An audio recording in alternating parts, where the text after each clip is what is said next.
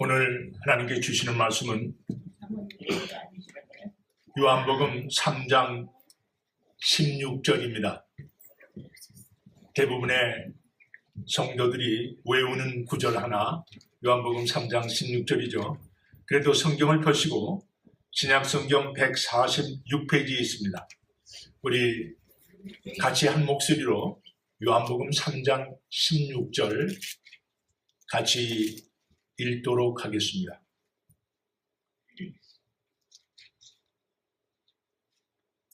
하나님이 세상을 이처럼 사랑하사 독생자를 주셨으니 이는 저를 믿는 자마다 멸망치 않고 영생을 얻게 하려 하심이니라. 아멘. 아버지 하나님 감사합니다. 이 아름다운 성일 아침, 사랑하는 성도들이 한 마음으로 주님께 예배드리기 위하여서 이 자리에 왔습니다. 한 주를 시작하면서 특별히 새로운 한 해 2015년 두 번째 주를 맞이해서 우리가 하나님께 드린 약속을 하나하나 채워나가며 주님 앞에 기도한 대로 기도의 응답도 받기를 원하오니 주님께서 역사하여 주시옵소서. 무엇보다도 말씀과 기도에 열심을 내게 하시고 매일같이 주님께 가까이 나갈 수 있는 성도들 되게 하여 주시옵소서. 오늘 말씀으로 주님께서 가르쳐 주시고 저희들의 마음을 뜨겁게 하여 주시고 저희 마음에 하나님의 임재하심을 확신하게 하여 주시옵소서. 감사하고 예수 그리스도를 받들어 기도하였습니다. 아멘.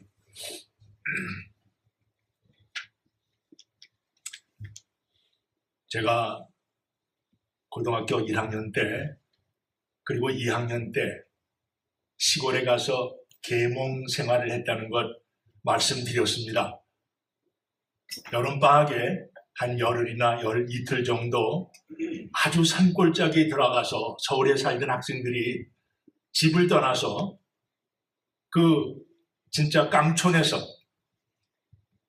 거기서 학생들을 모아서 지금 우리가 얘기하는 베케이션 바이블 스쿨을 하는 것처럼 그렇게 시간을 보내는 것이 저희들에게는 얼마나 큰 도움이 되었고 배움이 되었는지 모르겠습니다. 그런데 워낙 준비가 모자라고 또한 잘 모르는 어린아이들이기 때문에 어려운 일도 많습니다. 그 시골에 가면은 대부분의 사람들이 쌀밥을 먹는 그런 데가 아니었어요. 대부분 보리밥 먹습니다. 그래도 우리는 서울에서 쌀밥을 먹는 편이었기 때문에 그 시골에 가가지고 쌀밥 먹자고 그럴 수가 없어요. 그래서 우리가 각 묵고 있는 집안에 주인하고 쌀과 보리를 바꿔가지고 반쯤 보리를 집어넣고 그리고 밥을 해 먹습니다. 거기다가 반찬이라는 게 따로 없이 동네 사람들이 갖다 주는 호박이나 나물 같은 거 만들어가지고 먹는 정도이기 때문에 음식이 아주 별로 좋지 않다는 것을 알 수가 있죠. 하루 종일 나가서 밭에서 일도 하고 어린아이들을 가르치다가 저녁 때 오면 무척 피곤합니다. 근데 그때 저녁 식사를 하게 되는데 밥맛이 꿀맛이죠. 반찬이 별로 없어도 잘 먹습니다. 근데 저녁을 먹는데 제가 밥을 몇 숟갈을 먹고 나는데 반찬이라는 게 뻔한데 제 밥 속에서 계란 프라이가 나왔어요. 그 당시에 계란 하나를 구한다는 건 보통 힘든 일이 아니거든요. 그런데 밥상에는 계란 프라이가 없는데 제 밥에만 계란 프라이가 들었으니 이거 기막힌 노릇이죠. 그 문제는 옆에 있는 사람들에게 이걸 어떻게 할 것이냐. 그냥 먹는 둥 마는 둥 하면서 식사를 끝냈어요. 근데 옆에 있는 사람이 몇 사람이 본 것 같아요. 근데 놀랍게도 그 사람들이 사람들 앞에서 이상한 표정을 안 짓더라고요. 근데 나중에 선배 한 사람이 저를 찾아와서 이야기를 해줍니다. 가만히 보아하니 여학생들이 돌아가면서 저녁 식사를 준비하는데 그날 마침 저녁 식사를 준비한 여학생에게 그 동네 사람이 계란 한 개를 특별히 얻어다가 갖다 준 것 같아요. 그래서 계란 프라이를 했는데 그 프라이를 딱 맞춰서 제 밥 속에다 집어넣은 겁니다. 저는 그 여학생이 저하고 어떤 저를 좋아하느냐 뭐 그런 거 전혀 모르고 지내고 있었는데 그날 발각이 난 거예요. 그런데 사실 저는 전혀 눈치를 못했는데 놀랍게도 주위에 있는 사람들은 그걸 다 알고 있었어요. 그렇기 때문에 선배가 와서 하는 얘기가 야, 너 눈치도 참 없지. 모든 사람이 다 알고 있는데 너 그건 몰랐냐? 걔가 네 생각해서 거기다 계란 집어넣어준 거야. 이런 얘기를 하더라고요. 참 망신스럽기도 하고 또 한편으로는 어떤 사람이 좋아해준다는 사실이 알게 돼서 고맙기도 하더라고요. 사람이 아무리 사랑을 많이 받아도 사랑을 받지 못하고 사는 사람들은 불쌍한 사람입니다. 부부 생활을 하면서도 그렇지만 특별히 자녀들이 나이가 들면서 어머니 아버지의 사랑을 때맞춰서 깨닫지 못한다면 얼마나 불쌍한 것이겠어요. 하물며 그 사랑과 비교할 수 없는 하나님의 사랑을 우리가 늘 얘기하면서도 그 사랑을 깨닫지 못하고 체험하지 못하고 산다면 크리스찬으로서는 너무 불쌍한 삶을 살고 있는 것입니다. 우리 성경에는 우리 기독교는 사랑의 종교라고 그러지 않습니까?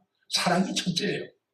늘 얘기하는 거지만 구약에 들어가면 하나님께서 모세를 통하여서 이스라엘 백성에게 주신 율법의 숫자가 613가지입니다. 613가지 그렇게 많아요. 근데 그것을 잘 간추려가지고 줄인 것이 10계명이라 10가지 그것만 잘 지키면 되는 거예요. 그런데 예수님이 오신 후에 예수님께서 그 10계명 10개를 또 간추려가지고 우리가 잘 아는 대계명으로 우리에게 주셨습니다. 그것은 딱 2가지. 우리가 하나님을 내 마음과 뜻과 몸과 목숨을 다하여서 사랑하는 것이고 또한 내 이웃을 내 몸과 같이 사랑하는 거예요. 결론적으로 그 모든 것이 사랑이라는 단어 하나에 다 뭉쳐있는 것입니다. 그래서 기독교는 사랑의 종교라고 말하는 거예요. 우리가 사랑을 해야 됩니다. 그것이 예수님의 명령입니다. 또한 금년 2015년에 우리 교회는 세상의 빛으로 살자 이렇게 작정을 했는데 도대체 왜 우리가 세상에 빛 노릇을 해야 됩니까? 왜 사람들에게 사랑을 바치고 우리가 남들을 위해서 봉사하면서 살아야 됩니까? 그런 질문을 좀 해보실 필요가 있어요. 예수님께서 우리에게 사랑하라고 명령하셨는데 그럼 도대체 왜 우리가 사랑해야 됩니까? 라고 왜 물어보지 않으십니까? 물어봐야 돼요. 근데 결론은 뭐냐 하면은 우리가 충분히 사랑을 받았기 때문에 우리는 사랑해야 되는 거예요. 그렇기 때문에 우리가 사랑받는다는 사실을 모른다 그러면은 누구를 사랑할 수 있겠으며 어떻게 세상에 빛의 역할을 할 수가 있겠습니까? 따라서 우리 자식들이 처리되려면 부모의 사랑을 깨달아야 되는 것처럼 우리가 믿음 생활하면서 세상의 빛의 역할을 하려면 하나님의 그 깊은 사랑을 우리가 깨닫지 못한다면 아무런 의미가 없는 것입니다. 성경은 그 이유가 하나님께서 먼저 우리를 사랑하였기 때문이라고 했습니다. 우리가 잘 아는 요한일서 4장 19절은 우리가 사랑함은 그가 먼저 우리를 사랑하였습니다. 이렇게 말씀하셨어요. 우리가 괜히 사랑하는 것이 아니고 왜 우리가 나가서 그 오지에 가가지고 선교사 역할을 하며 왜 우리가 어려운 사람들을 내 돈을 다 내가면서 도와주고 그런 일을 하냐 하면은 우리가 예수님을 알지 못할 때 이미 하나님께서 우리를 사랑하셨기 때문입니다. 따라서 우리가 하나님의 명령을 제대로 이행하기 위해서는 하나님의 사랑을 온전하게 체험하고 깨닫는 것이 그리고 가능하다면 매일같이 매 순간마다 그 사랑 안에서 살 수 있는 것이 우리에게 필요한 것입니다. 오늘 말씀 요한복음 3장 16절은 오늘 아침에도 참 기분이 좋았던 것이 우리 영어 설교를 할 때 우리 어린아이들에게 요한복음 3장 16절을 외보라고 그랬더니 잘 외더라고요. 얼마나 고마운지 모르겠어요. 우리 크리스찬들은 요한복음 3장 16절 거의 다 외우고 있습니다. 아니, 세상에 교회를 나오지 않은 사람들도 요한복음 3장 16절은 들으면 대충 아는 것입니다. 이렇게 중요한, 바로 기독교의 가장 중요한 원리라고 할 수 있는 것이 오늘 말씀 가운데 있는 것입니다.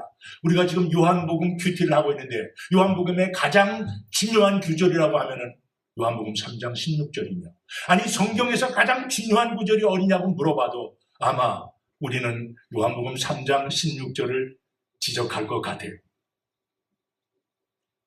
우리가 잘 아는 D.L. 무디 목사님, 그는 매사추세츠에 태어났고 나중에 시카고로 와가지고 큰 교회와 그 목사님을 통해서 학교들도 많이 세워졌습니다. 그는 초등학교 5학년 교육에 지나지 않는 사람이어서 영어도 제대로 글도 쓸 줄 못하고 항상 스펠링도 틀리는 그런 목사님이라고 하지만은 세계적으로 영향을 남겼던 사람입니다.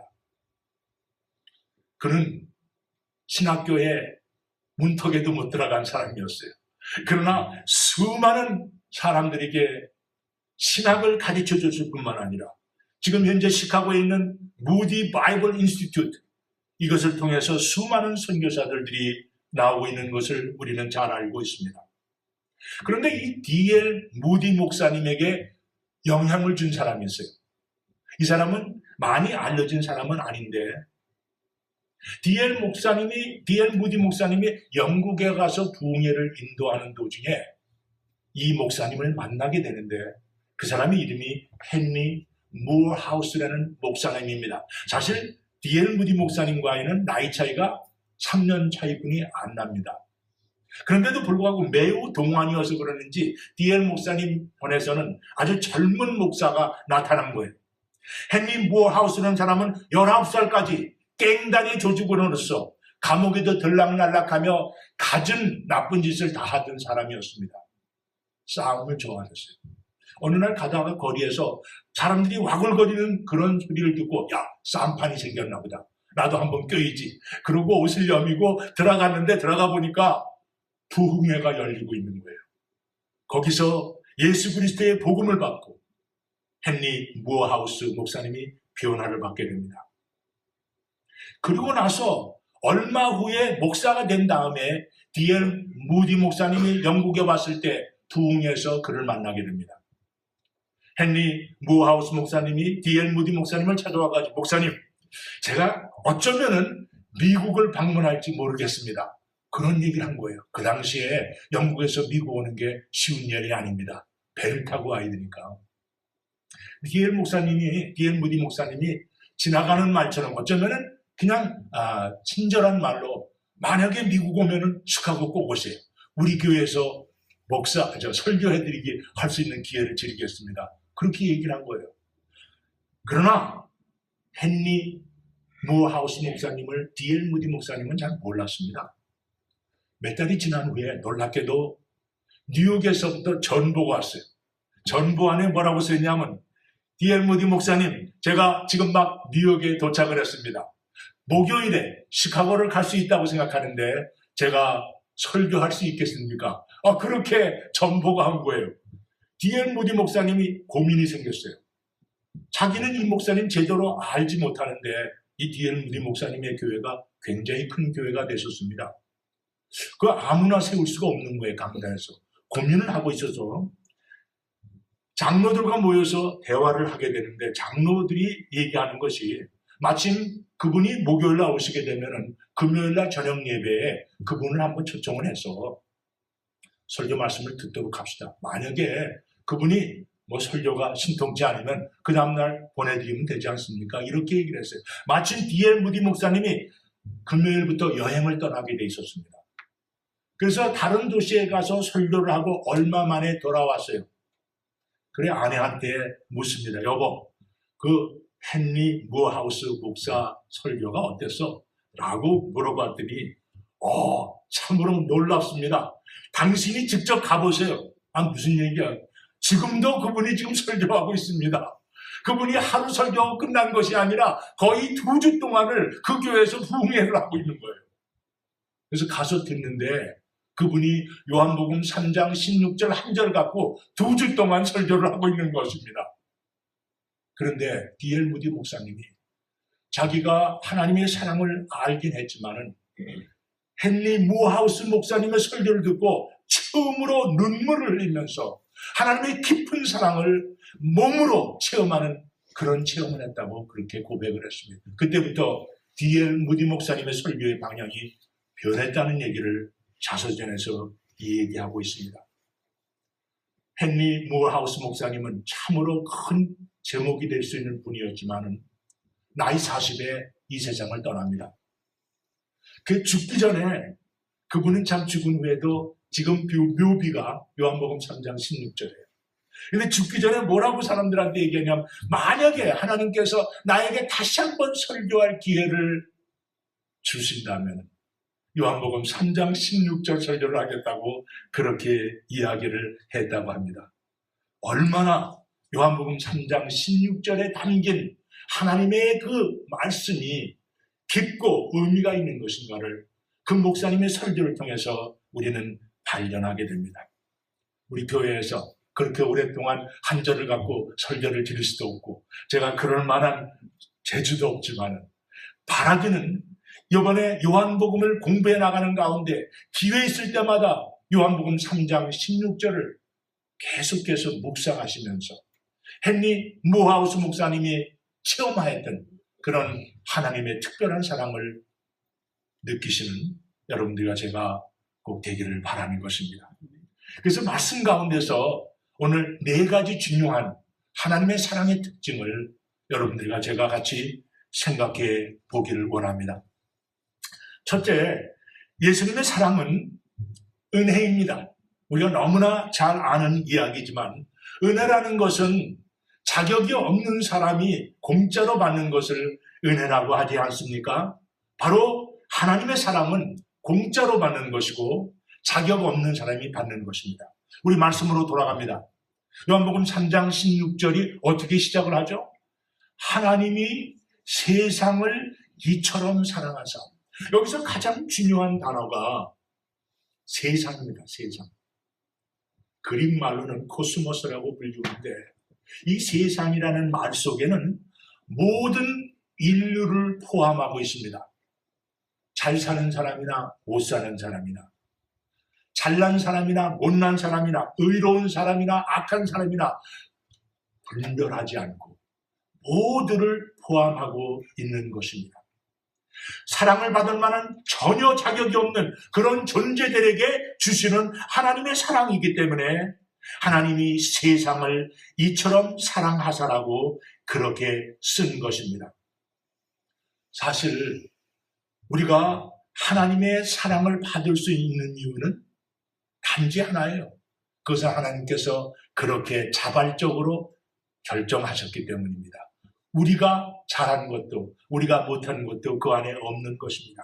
그래서 어떤 사람이 말하기를 사랑을 더 받기 위해 할 수 있는 착한 일이 세상에 하나도 없고 하나님의 사랑을 덜 받게 만드는 악한 일도 세상에는 없다고 그랬어요.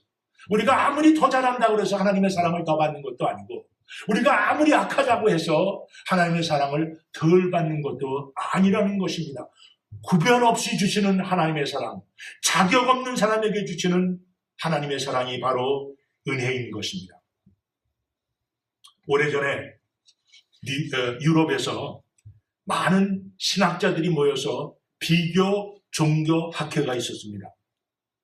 그때 사람들이 모여서 그날 디스커션을 하는 그 토론하는 주제는 기독교의 특이한 점이 무엇인가? 세상의 다른 종교에 비해서 기독교에만 있는 것이 무엇인가 하는 것이 주제였습니다. 여러 사람들이 제안이 나왔지만 한 사람이 말하기를 기독교의 특성은 아무래도 예수님의 성육신이라고 했습니다. 인카네이션. 어떻게 하나님이 인간의 몸을 가지고 이 땅에 이 낮고 더러운 모습으로 오셨는가? 이건 바로 크리스찬에게 하나님께서 주신 특별한 은혜라고 그렇게 얘기를 했습니다. 그런데 놀랍게도 많은 사람들이 얘기하기를 사실은 다른 종교에도 하나님이, 신이 인간으로 온 일이 많이 있다 그런 얘기를 했어요. 특별히 우리가 잘 아는 이 히랍 신화를 볼 것 같으면 그 신들이 결혼하고 자식 낳고 인간의 모습으로 삽니다. 그러니까 신이 인간이 됐다는 것이 크리스찬에게만 있는 것은 아니라고 그렇게 얘기가 됐습니다. 얼마 후에 딴 사람이 부활이 특징이구나. 예수님께서 죽으셨다가 죽음을 이기시고 사흘 만에 다시 사는 것이 얼마나 큰 놀라운 역사인가. 그런데 거기도 똑같은 반론이 제기된 것이 다른 종교에도 죽었다 살아난 종교 지도자들의 얘기가 여기저기 있다는 것입니다. 그렇게 뜨거운 토론이 오고 가고 있었는데 C.S. 루이스 교수가 그 당시에 캠브리지의 대학의 교수로 있었던 사람이 거기에 나타났어요. 근데 그 사람이 나타나는 것은 그 토론석상에 참여하기 위한 것이 아니고 바로 다음 순서의 스피커로 그 사람이 초청된 사람이었어요. 그래서 그냥 조금 일찍 왔기 때문에 참석을 했는데 목사님들과 많은 학자들이 토론하는 것을 듣다가 C.S. 루이스 교수님이 일어나가지고 설명합니다. 그건 사실 쉬운 대답이 있습니다. 우리 기독교에게 고유한 점은 바로 은혜라는 것입니다. 하나님의 사랑은 아무런 조건 없이 모든 사람에게 동등하게 값없이 지불된 것입니다. 불교나 힌두교나 이슬람교나 하다못해 유대교에 들어간다 할지라도 그들이 구원받고 하나님의 사랑을 받기 위해서는 그들이 열심히 노력해야 된다는 것을 우리는 발견하게 됩니다. 그러나 우리 크리스찬들의 받는 하나님의 사랑은 아무런 자격 없는 모든 사람들에게 주어진 하나님의 사랑이라는 것입니다. 은혜는 우리의 노력이나 결심이나 우리의 공로와 전혀 상관없이 우리에게 주어지는 것입니다. 하나님은 요한복음 3장 16절에서 분명히 그렇게 이 세상을 사랑하신다고 말씀하셨습니다.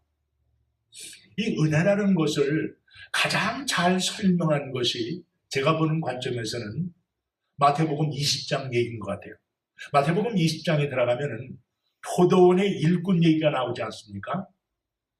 포도원 주인이 이제 여름이 지나서 수확 계절이 됐기 때문에 일꾼들이 필요해서 길거리로 나갔습니다. 아침에 6시에 나가서 일꾼들을 불러다가 이제 포도원에서 포도를 따는 일을 맡겼습니다. 그런데 아침 9시에 가보니까 아직도 거기서 기다리는 사람들이 있어요. 그 사람들 데리고 왔습니다. 그리고 12시에 갔더니 12시에도 사람들이 있었어요. 또 오후 3시에 들어갔더니 5시에 나가봤더니 오후 3시에도 사람들이 기다리는 사람이 있었습니다.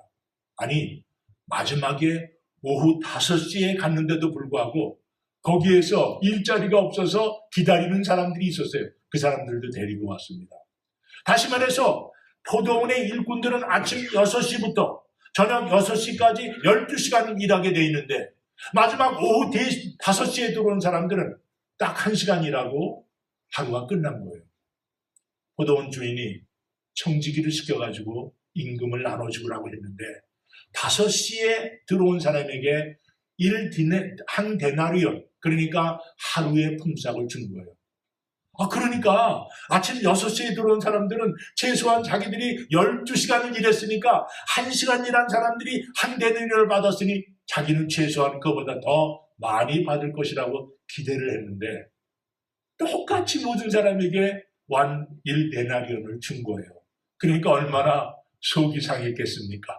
그래서 주인한테 가서 불만을 토로했을 때 주인이 하는 얘기가 무슨 얘기를 그렇게 하느냐. 내가 분명히 너희들이 들어왔을 때 한 데나리온 주겠다고 약속하지 않았냐. 그대로 줬는데 왜 불만이냐. 그런 이야기를 했습니다.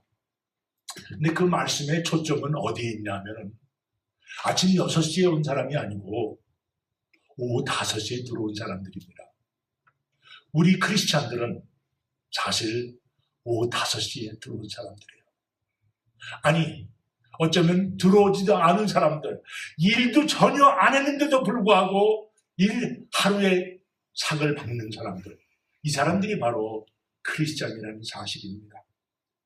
포도원에서 땀을 흘려서 일한 사람들이 받는 것은 너무나 당연한지 모르지만 우리는 땀도 흘리지 않았고 우리가 고생하지도 않고 희생하지도 않았는데도 예수 그리스도께서 우리를 위해서 십자가의 죽으심으로 인하여서 우리에게 영원한 삶이 주어졌다는 이 놀라운 사실을 깨닫게 된다면 이것이 바로 자격 없는 사람들에게 주시는 하나님의 사랑이 아니고 무엇이겠습니까? 따라서 하나님의 사랑은 첫째, 우리에게 공짜로 주시는, 자격 없는 자에게 주시는 은혜라는 것입니다. 하나님의 사랑은 은혜예요. 두 번째, 하나님의 사랑은 당연히 희생입니다. 오늘 말씀, 하나님이 세상을 이처럼 사랑하사 다음에 나오는 말씀이 독생자를 주셨으니, 사랑이라는 것은 원래 주는 것 아닙니까? 사랑하게 되면은 주고 싶어. 계산하지 않고 줍니다. 우리가 신앙생활을 하다 보면은 그 남들에게 주는 것을 참 좋아하는, 베푸는 것을 좋아하는 사람들이 있는데 그 베품을 받고 그 베품을 돌려주려고 애를 쓰는 사람들을 가끔 발견합니다.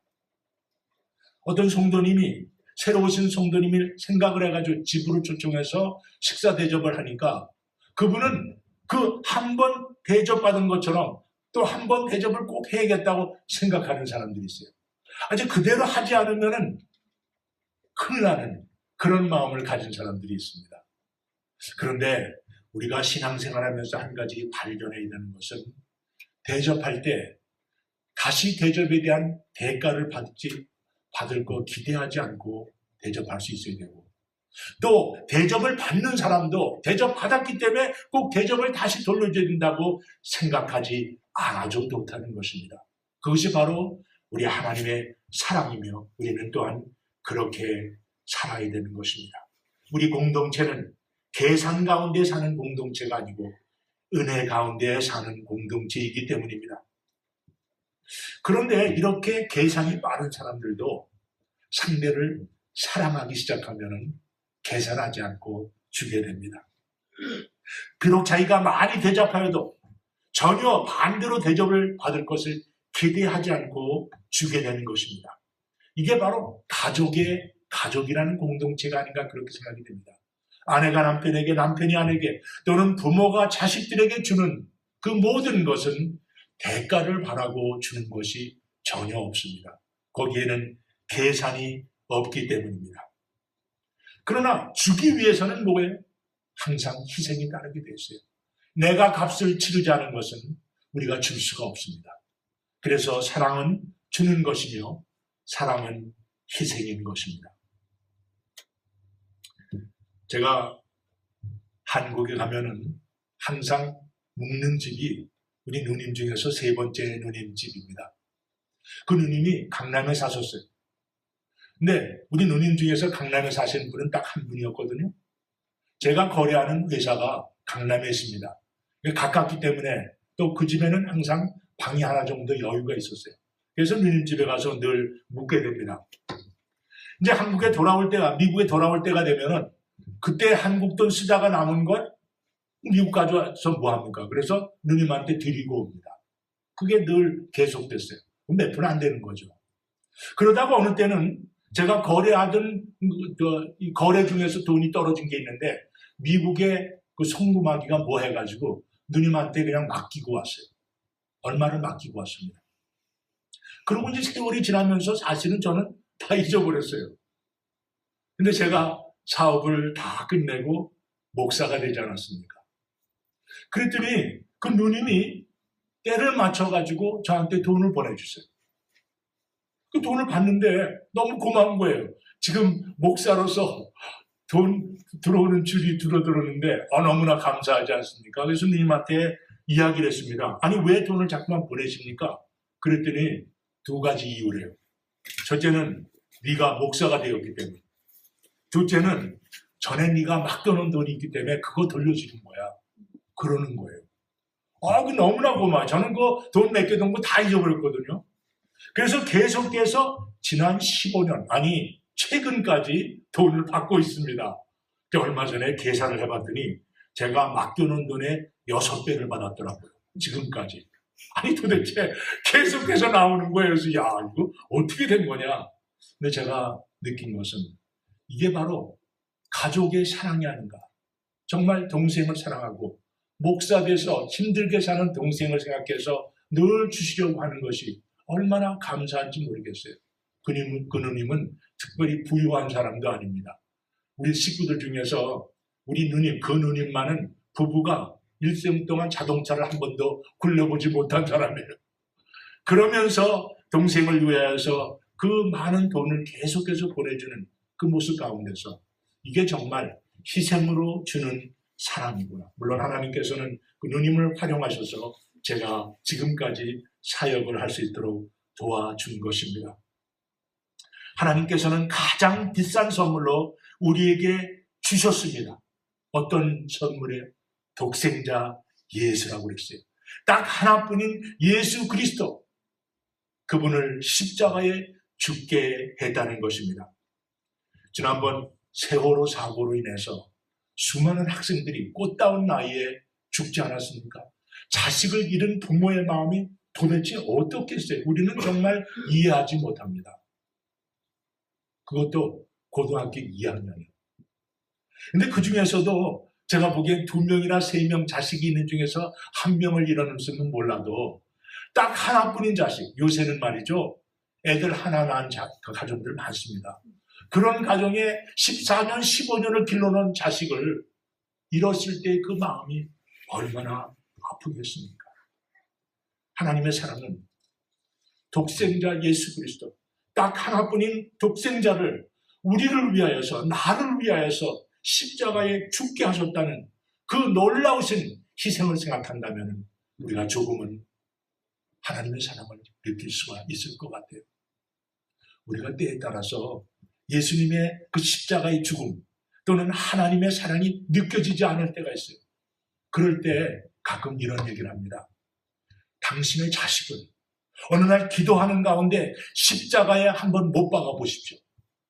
정말 누군가가 와서 당신의 사랑하는 아들과 딸을 십자가에 못 박고 있다는 사실을 한번 상상을 해본다면 예수 그리스도가 십자가에 못 박고 죽으실 때 하나님의 마음이 어땠을까를 조금은 짐작할 수 있을 것입니다. 이렇게 얘기를 했습니다. 이것이 바로 하나님께서 독생자를 희생하는 사랑을 우리에게 보여주신 것입니다.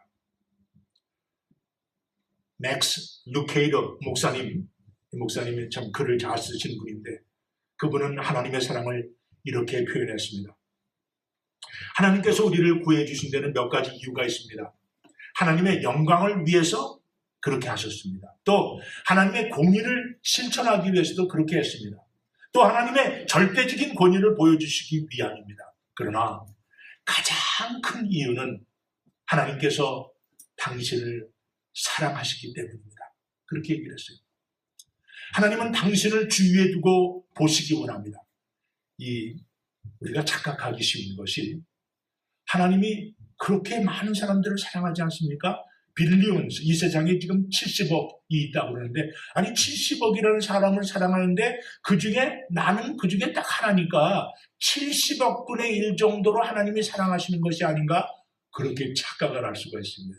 그런데 우리가 기억해야 되는 것은 하나님의 사랑은 나 외에는 아무도 이 세상에 없는 것처럼 하나님께서 나를 사랑하십니다. 이것이 바로 하나님의 능력이에요. 하나님과 나의 관계는 이 세상에 다른 사람은 아무도 없고 나만이 존재하는 것처럼 하나님이 사랑하시는 것입니다. 그래서 맥스 루케이더 목사님이 뭐라고 그랬냐면 만약에 하나님께서 냉장고가 집에 있으시다면 그 냉장고에 바로 당신의 사진이 붙어 있을 겁니다. 아니 목사님께서 만약에 지갑을 가지고 다니신다면 그 지갑 안에 들어있는 제일 중요한 사진이 바로 당신의 사진일 것입니다. 라고 말씀했습니다. 그분은 봄철에 당신에게 꽃을 선물하시고 매일 아침마다 태양을 떠오르게 하십니다. 당신만을 위해서.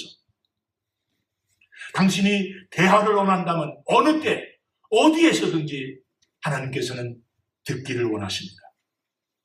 하나님은 어디서 사실 수도 있지만 그러나 당신의 가슴 안에 살기를 원하십니다.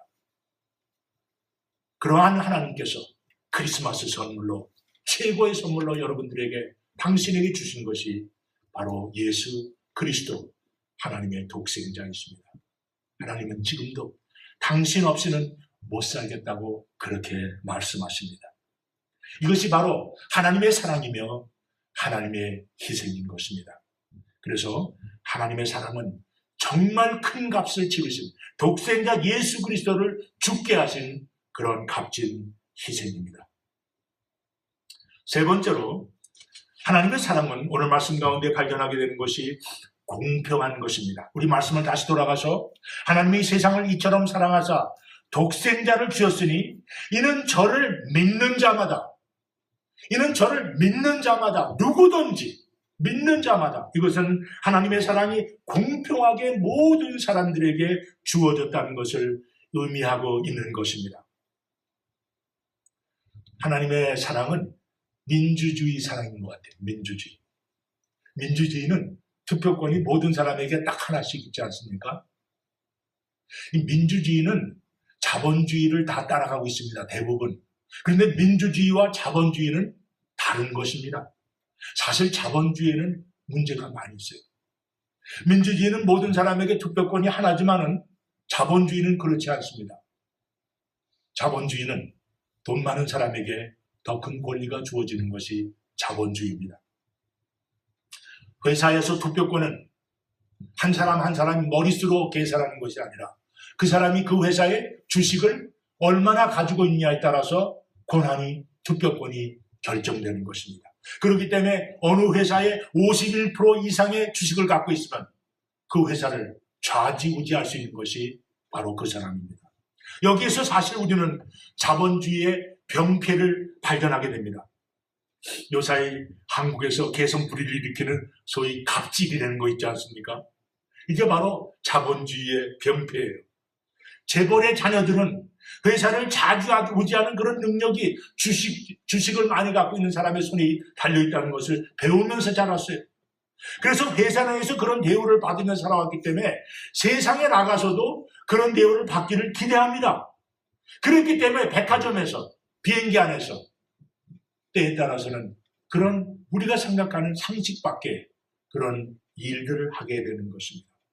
이것이 바로 자본주의의 병폐지만, 하나님의 사랑은 그렇게 주식이 많다고 해서, 돈이 많다고 해서 더 많이 받을 수 있는 것이 아닌 것입니다.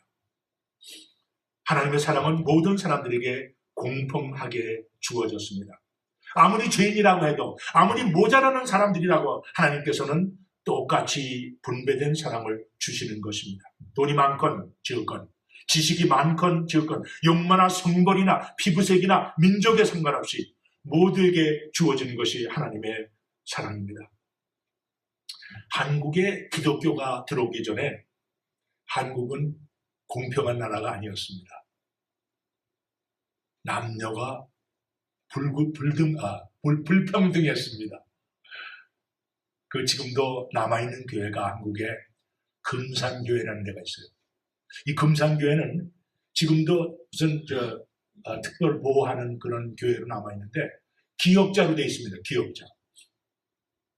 목사님은 기역자 가운데서 설교를 하는데 오른쪽에는 남자 성도들이 있고 왼쪽에는 여자 성도들이 있고 가운데 커튼이 가려져 있어요. 그래서 남자들과 여자들은 서로 보지 못하게끔 만들어진 것이 금산교회였어요.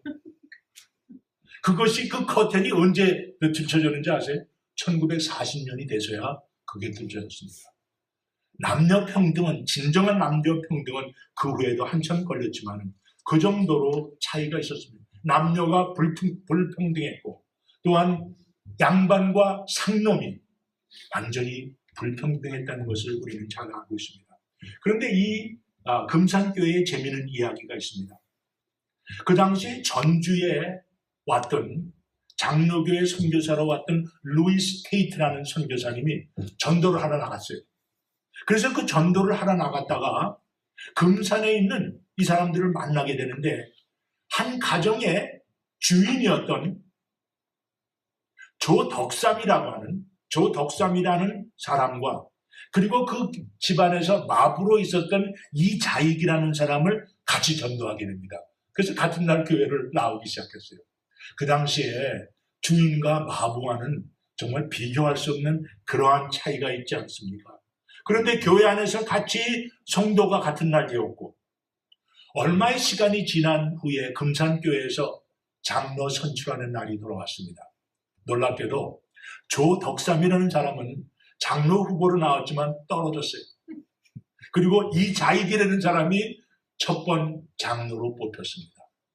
근데 놀라운 것은 조덕삼이라는 사람이 덕이 있는 사람이었어요. 그는 그것이 바로 하나님의 뜻이라고 믿고 교회에 와서 이자익이라는 사람을 장로로 잘 섬겼습니다. 뿐만 아니라 자기의 재산을 베풀어서 이자익이라는 사람을 평양신학교에 보냈습니다. 그 이자익 목사가 나중에 이 한국의 장로교 연합회 총회의 회장을 3번이나 지낸 사람입니다. 물론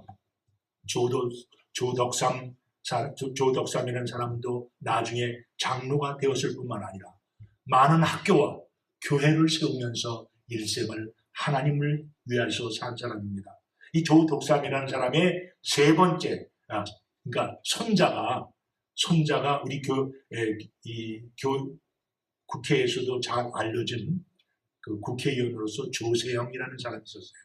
조세영 장로가 바로 조덕삼이라는 사람의 손자가 됩니다.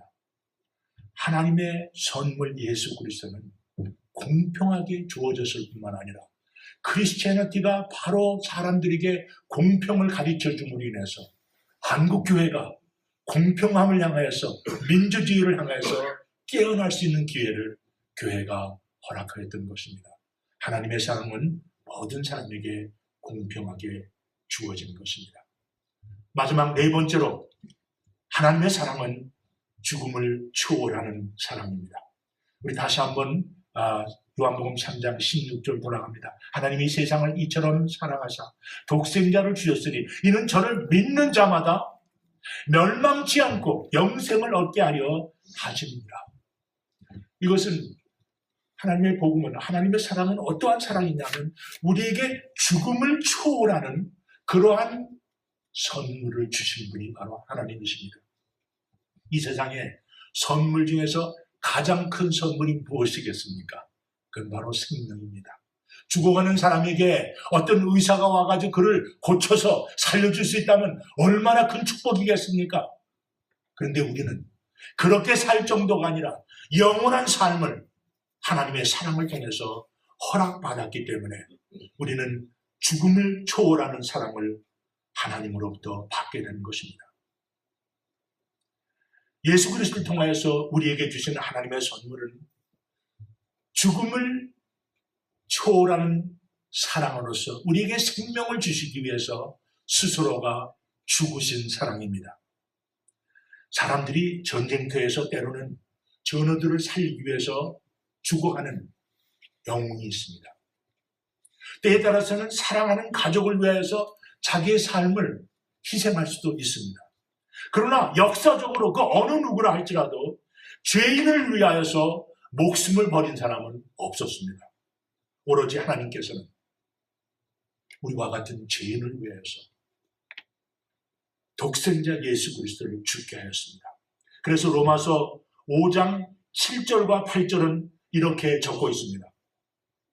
의인을 위하여 죽는 자가 쉽지 않고 선인을 위하여 용감히 죽는 자가 혹 있거니와 우리가 아직 죄인 되었을 때에 그리스도께서 우리를 위하여 죽으심으로 하나님께서 우리에게 대한 자기의 사랑을 확증하셨느니라.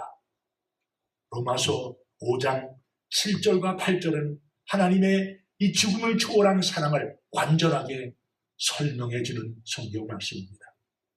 사실 인간은 정상적인 심리 상태에서 죄인을 위하여서 죽는다는 것은 불가능한 것입니다. 1994년에 나온 영화 포레스트 검프라는 영화가 있어요.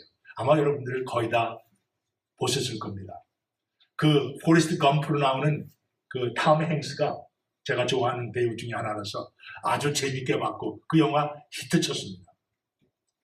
그 영화를 볼 것 같으면은 거기서 포레스트 검프라는 사람의 죽음을 넘는 순수한 사랑을 발견하게 돼요. 그는 월남 전쟁터에서 자기 전우들을 살리기 위해서 총알이 빗발처럼 달려오는데도 불구하고 그는 4명이나 그 전장에 나가서 사람들을 살렸어요. 자기 목숨을 걸고 한 것입니다. 뿐만 아니라 그 전쟁터에서 죽은 친구 버버라는 흑인이 있었는데 그 친구와 약속한 것이 있어요. 이제 군대를 마치고 나면 슈림프 배를 하나 사가지고 우리 사업을 해보자. 그래서 그 약속을 지켜가지고 힘들고 어려운 가운데서도 슈림프 어업을 시작을 했습니다. 뿐만 아니라 그가 살렸던 소대장 루프트넌트 댄, 그 소위 댄이라는 소위가 있었는데 그 사람은 2다리를 잃었기 때문에 자살하려고 애를 썼고 완전히 이 피폐한 삶을 살고 있었는데 그를 불러내서 자기 파트너로 만들어가지고 그에게 생명을 주는 그런 놀라운 삶을 살았습니다.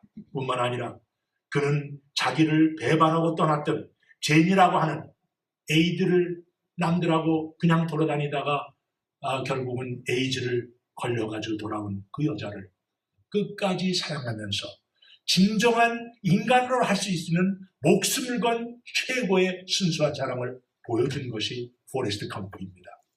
근데 그 영화를 다 보고 나서 느끼는 것이 뭐냐 하면은 왜 영화에서 포레스트 검프는 그렇게 교귀한 사랑을 전하는 사람이지만 그의 지능은 어떠세요? 좀 낮은 사람이에요. 보통 사람보다 낮은 사람. 왜 그렇게 그 사람을 그렸을까? 가만히 생각해 보니까 우리가 정상적인 IQ를 가지고 있는 사람으로서는 포레스트 검프와 같은 사랑을 전혀 희생을 할 수 없다는 것을 설명하고 있는 거예요. 제정신으로는 미치지 않고는 그런 사랑을 할 수 없다는 것입니다. 그런데 그것이 바로 하나님의 사랑입니다. 하나님은 미치지 않고는 할 수 없는 그런 사랑을 우리에게 보여주신 것입니다. 죽음보다 강한 사랑이라고 하면 생각나는 사람이 있습니다. 그분이 바로 손양원 목사님입니다. 우리가 잘 아는, 정말 저도 목사로서 얼마 동안 살면서 우리 한국교회에 손양원 목사랑 같은 선배님이 계신다는 사실이 얼마나 자랑스러운지 모르겠어요. 작년에 2013년 마지막에 12월 달에 새로운 그분의 영화도 나왔고 그분의 뮤지컬도 나왔고 그분의 책도 여러 번 나왔지만 2013년 12월 달에 그님의 그 손양원 목사님의 따님이었던 송동희 권사님이 간증한 것을 가지고 다큐멘터리를 만든 것이 한 45분짜리가 있습니다. 제가 그걸 봤는데 참으로 지난번에 본 그 영화와 다르게 감동이 많이, 특별히 그 애양원에서 손이 문드러지고 얼굴이 망가진 그 사람들을 바라보는 그 섬기는 손양원 목사님의 모습을 그대로 적었는데 참으로 이것이 바로 죽음보다 강한 사랑이 아닌가 그런 생각이 들더라고요. 그는 일제 강점기가 끝났지만 1948년 여수 반란 사건 때 목사님의 2 아들 손동인과 손동신을 공산당에게 무참하게 죽임을 당하지 않았습니까? 손 목사님은 아들 2을 잃었지만 하나님의 사랑을 실천하기 위해서 2 아들을 죽인 사람을 용서하였을 뿐만 아니라 양자로 받아들였습니다. 그 손동인 권사님이 간증을 하면서 아버지한테 한탄하는 얘기가 나와 있어요. 아버지, 제가 예수님의 사랑 운운하면서 아버님이 목사님이니까 제가 다 하겠습니다. 아니 그 오빠 2명을 죽인 그 사람도 제가 용서할 수도 있겠어요. 그러나 어떻게 그 사람을 내가 양오빠로서 오빠라고 부를 수 있겠습니까? 그렇게 아주 아버지한테 와가지고 너무나 절절한 그런 이야기를 했습니다. 그때 그 손양원 목사님 하시는 얘기가 예수님께서는 원수를 용서하는 것뿐만 아니라 용서할 뿐만 아니라 원수를 축복하라고 했어요. 그러니까 우리가 거기까지 가야 되지 않겠냐. 그래서 그는 목사님께서는 자기 2 아들을 죽인 공산당을 아들로 받아서 양자로 만들고 살았습니다. 그러나 1950년도 공산당이 여수까지 내려와가지고 결국 1950년 9월 28일 애양원을 지키려고 남아있던 손양원 목사님은 공산군에게 총살을 당하며 순교하셨습니다. 요번에 처음 본 것이 손양원 목사님이 쓴 글 중에서 예수 중독자라는 글이 있더라고요. 그 글이 마음에 와 닿았습니다. 이렇게 썼어요. 나 예수 중독자 되어야 하겠다. 술 중독자는 술로만 살다가 술로 인해 죽게 되는 것이고, 아편 중독자는 아편으로 살다가 아편으로 인해 죽게 되나니 우리도 예수의 중독자가 되어 예수로 살다가 예수로 죽자. 우리의 전 생활과 생명을 주신 주님 앞 위에 살면 주같이 부활된다. 주의 종이니 주만 위에 일하는 자 되고 내일 되지 않게 하자. 손양원 목사님은 예수 중독자가 되기 원하셨습니다. 바울 사도는 술에 취하지 말고 성령에 취하라고 했습니다. 한국의 기독교 역사에 손양원 목사님과 같은 그런 목사가 살아있었기 때문에, 이 땅에 있었기 때문에 우리도 지금 그 덕을 보고 있는 것입니다. 하나님께서는 우리를 살기 위하여 독생자 예수 그리스도를 십자가에 죽게 하셨습니다. 죽을 수밖에 없는 우리에게 죽음을 피하게 하시고 영원한 삶을 선물로 주신 것입니다. 하나님의 사랑은 정말 죽음을 초월한 그런 사랑이었습니다. 사랑하는 성도 여러분, 2015년은 우리가 세상의 빛으로 살아보자고 그렇게 작정했습니다. 우리가 그렇게 살아야 하는 데는 충분한 이유가 있습니다. 왜냐하면 우리가 그만한 사랑을 하나님으로부터 이미 받았기 때문입니다. 예수님의 사랑은 공짜로 받은 은혜라는 선물입니다. 예수님의 사랑은, 하나님의 사랑은 독생자를 희생하신 그런 사랑입니다. 하나님의 사랑은 모두에게, 우리와 같은 정말 보잘것없는 사람에게 주시는 공평한 사랑입니다. 그리고 하나님의 사랑은 죽음을 초월하는 그런 사랑입니다. 2015년에 하나님의 특별한 사랑을 알고 그리고 깨닫고 체험하셔서, 특별히 이번 요한복음 큐티를 해나가시는 가운데 기회 있을 때마다 요한복음 3장 16절을 묵상하시는 가운데 하나님의 놀라운 사랑이 우리의 삶 가운데 매일같이 임재하시는 것을 체험하면서 하나님 앞에 정말 열심히 나가서 이 세상에 빛의 역할을 감당할 수 있는 성도 여러분이 되시기를 주님의 이름으로 축원하는 것입니다.